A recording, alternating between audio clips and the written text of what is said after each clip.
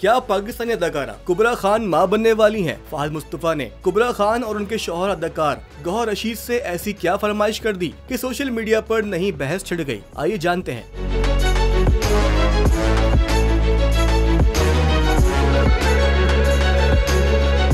अदाकार और टीवी मेजबान फहद मुस्तफा की जानिब से अपने गेम शो में हाल ही में रिश्ता अज़वाज में बंधने वाले गौहर रशीद और कुबरा खान से अगले साल औलाद की फरमाइश की वीडियो वायरल हो गई। हाल ही में दोनों अदाकारों ने गेम शो में शिरकत की तो फहद मुस्तफा ने एक सेगमेंट के दौरान उनसे मज़ाही अंदाज में आइंदा साल औलाद की फरमाइश की।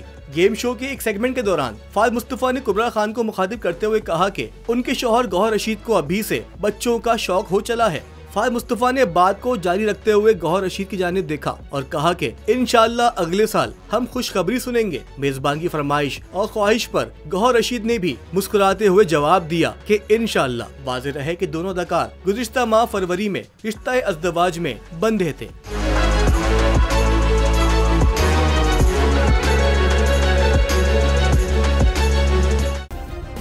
सब्सक्राइब करें और बेल दबाएं ताकि कोई खबर रह न जाए।